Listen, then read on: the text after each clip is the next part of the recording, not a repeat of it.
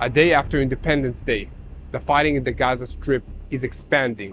The IDF neutralized about 15 terrorists at an UNRWA school in Beit Lahia, and the IDF has been engaged in intense fighting in Jabalia and Rafah. The IDF also released video footage showing Hamas terrorists alongside UN vehicles and firing at IDF troops from inside an UNRWA compound in Rafah. Meanwhile, a senior Hezbollah commander and his deputy were eliminated by an Israeli strike in Tyre along with his deputy. Let's dive into the details. I'm Yair Pinto, and this is your boots on the ground report about what is happening in Israel on the 222nd day of the war against Hamas, Hezbollah, and Iran. I want to start by explaining something. In recent weeks, the IDF was forced to go back to places in the Gaza Strip that had already been cleared in previous battles to engage with Hamas terrorists who had managed to make their way back to these areas. These operations are ongoing, and we will keep you updated. In the last 24 hours, the IDF and the Shin Bet announced that they had neutralized about 15 terrorists at an UNRWA school in the Nuseirat refugee camp in the center of the Gaza Strip. According to the IDF spokesperson's announcement, Air Force fighter jets attacked bases on accurate intelligence from the Shin Bet and the Amman Intelligence Agency in cooperation with the Fire Brigade of Division 99, a central Hamas combat room located in an UNRWA school in the center of the Gaza Strip where they were terrorists from the terrorist organization's military wing. The attack was carefully planned and executed out using precise weaponry and avoiding harm to civilians as much as possible.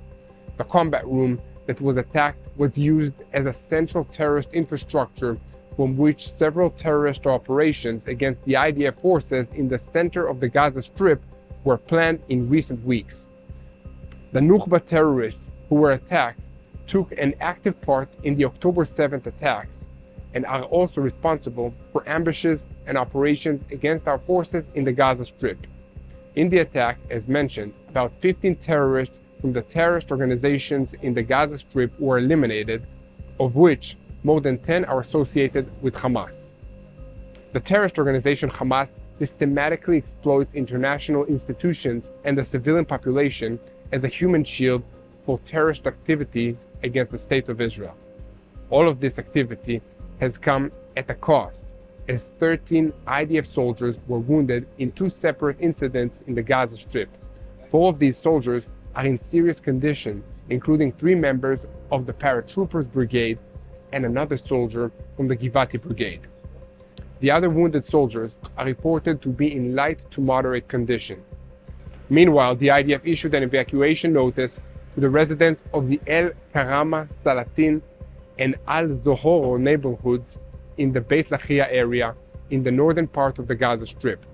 The evacuation notice states that Hamas and other terrorist organizations are using your land for terrorist activities and are launching rockets into Israeli territory, so the IDF will act against them as soon as possible. Turning to Rafah, the Reuters news agency reported that in the last 24 hours, IDF tanks have been seen advancing into the eastern neighborhoods of the city, with residents reporting sounds of heavy fighting between the IDF and Hamas terrorists. Please take a minute and help us spread the truth, share and follow us. Subscribe to this YouTube channel by clicking the follow button so that together we can give the truth its rightful place and share it with as many people as possible. Switching focus to another battle in the Gaza Strip, the IDF entered the eastern part of Jabalia 3 days ago, making this the second campaign in this area after the start of the war. This second campaign is necessary because IDF intelligence had detected a buildup of Hamas fighters in the city in an apparent attempt to regroup and reassert its power there. The IDF troops in Jabalia have already found several underground bunkers and tunnels that Hamas has apparently been using to infiltrate back into the city. Rocket launchers have also been found and demolished, following a barrage fired from this area into Ashkelon, the Israeli city, earlier this week. Once again, this operation in Jabalia is ongoing and will keep you updated on developments there as they arise. The IDF took the usual steps this week of releasing video footage taken by an observation drone showing Hamas activities in and around UN facilities buildings in the eastern part of Rafah.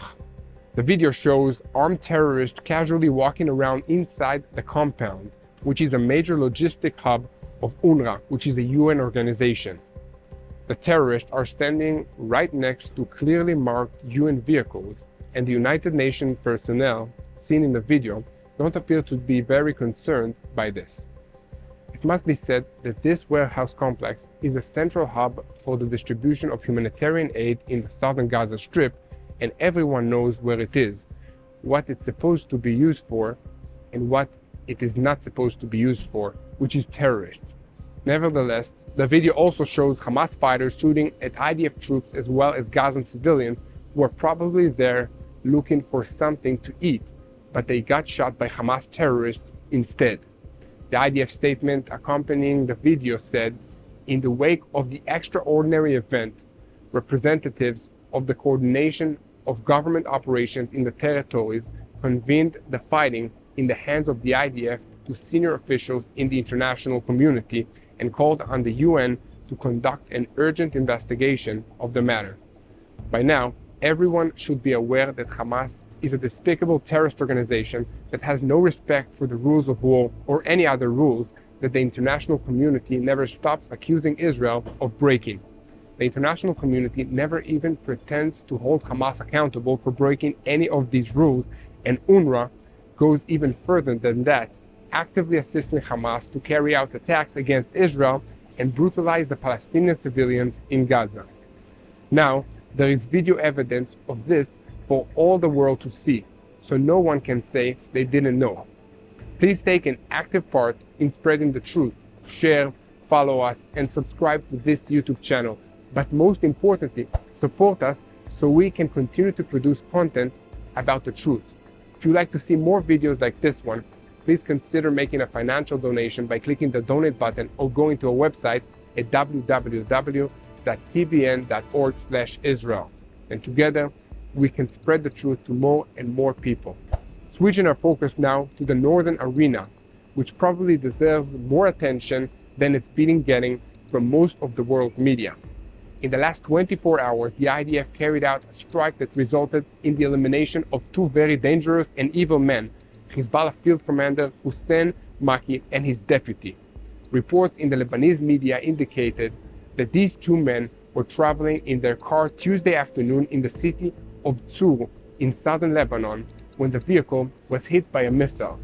This was only the latest in a series of tactical strikes the IDF has carried out on Hezbollah officials of all ranks. The IDF has a purpose for these strikes.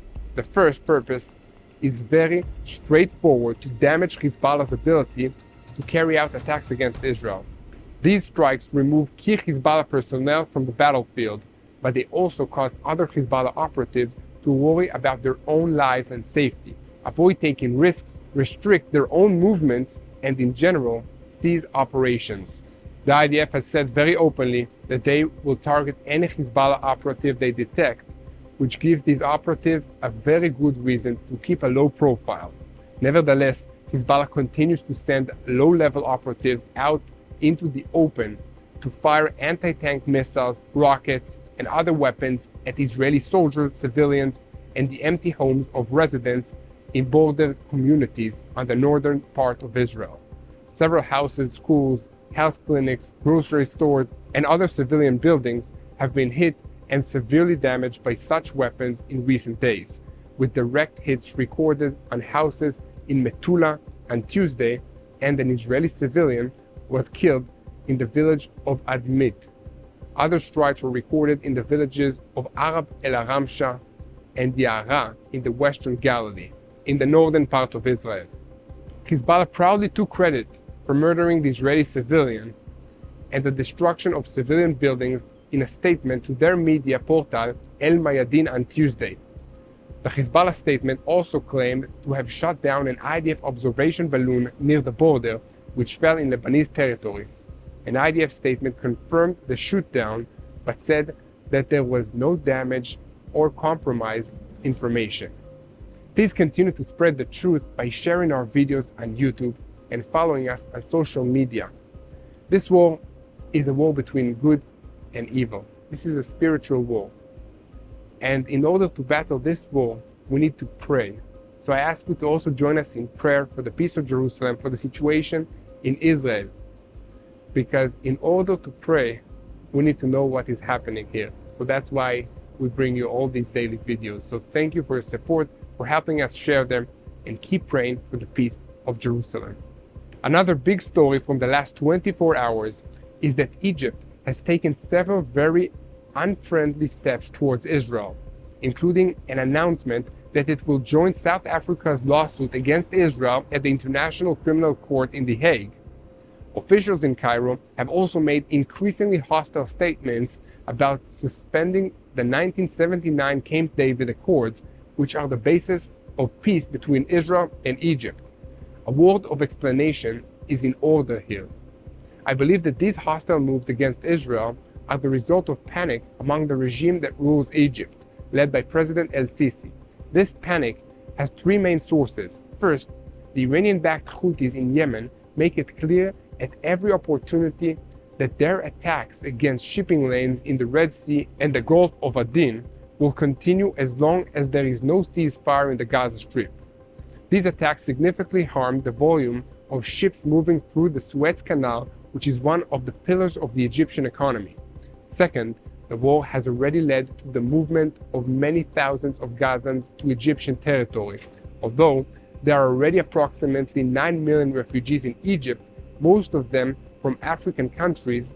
To the south, the Palestinian refugees are viewed in Cairo as a major security problem, even more so than the millions of African refugees. As an example of this, last week, a Jewish-Canadian businessman named Ziv Kiefer, who also holds an Israeli passport, was murdered in Alexandria in Egypt. A terror cell claimed responsibility for this murder, saying that it was revenge by the children of Gaza. So it is possible that it was a Palestinian attack on Egyptian soil. Cairo rightly fears that such attacks will drive away tourists and damage another pillar of the Egyptian economy. It is not for nothing that the Egyptian Ministry of Interior described the murder as a criminal incident and not a terrorist attack, although terrorists openly said they killed this man. Third, from Egypt's point of view, the ground maneuver in Rafah complicates the negotiations for a ceasefire agreement and the release of the Israeli hostages. And in practice, the negotiations have already collapsed, but attempts are still being made to resume them. It is convenient for Egypt to claim that the IDF operation in Rafah is the reason these talks have failed, instead of admitting that they made their own mistakes. On that subject, the Hamas announcement that they had agreed to a ceasefire, but only on their own terms, was agreeable to Cairo, even though they must have known it wouldn't be accepted by Israel. These Hamas conditions included a refusal to commit to releasing only live hostages in the first stage, insisting on a guarantee to end the war, and unconditional return to the northern part of the Gaza Strip. Egyptian mediators were aware of these absurd demands, but it did not stop them from expressing optimism that a ceasefire was within reach. In addition to all of this dishonesty, Egypt is also keeping quiet about something else that they know will be very interesting for a lot of people. Since the beginning of this war, they have received enormous amounts of development aid from the International Monetary Fund, IMF. This money came along with an understanding that Egypt would be an honest broker and make a positive contribution to negotiations and end this war. So it's very awkward and embarrassing for them that everyone knows they failed to be an honest broker, and that is a big part of why these negotiations have broken down. Beyond that, there is a possibility that if the problem of Hamas is ever actually solved, Egypt will stop receiving the aid it gets in exchange for helping to solve it. Egypt actually has an interest in the problem continuing, and since Israel is so close to eliminating Hamas for good, Egypt is trying to find a way to stop that from happening. However, with all this in mind, I believe that the peace treaty between Israel and Egypt is not in any immediate danger. Egyptian Foreign Minister Samach Shukri himself clarified in recent days that the peace agreement with Israel is a strategic choice by Cairo. He added that any violations will be investigated through the mechanisms common to both countries, and that it is understood in Cairo that this treaty is the cornerstone for peace and stability in the Middle East and Egypt's strategic partnership with the United States. However, one last thing to mention in regards to Egypt is that the El-Sisi regime appears to be coordinating with the Palestinian Authority in Ramallah to make maximum advantage of this situation. This includes refusing to coordinate the movement of humanitarian supplies through the Rafah crossing. This is designed to put additional pressure on Israel, which is being blamed for shortages of humanitarian supplies in Rafah and elsewhere in the Gaza Strip. We will continue to update you on this subject. Please help us spread the truth. Follow us and subscribe to this YouTube channel. Share these videos with as many people as you can that want to know what is happening in Israel. I want to conclude by paying respect to a hero of Israel who fell in these battles this week. The IDF announced that Sergeant Yair 19 years of age from Petah Tikva, soldier in the 75th Battalion of the Sha'ar Megolan, was killed on Tuesday in the southern Gaza Strip near Rafah.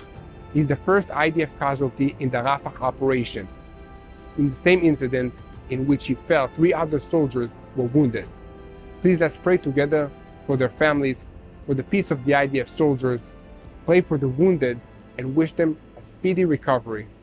Pray for the peace of Israel, and most importantly, let's all unite in prayer for the peace of Jerusalem. Hello, this is Mati here in Jerusalem with TBN Israel. This is Yair Pinto from TBN Israel here in Jerusalem. TBN Israel is keeping viewers informed with Israel-focused news, culture, and what God is doing in this land. Support TBN Israel today online at tbn.org/Israel. Thank you.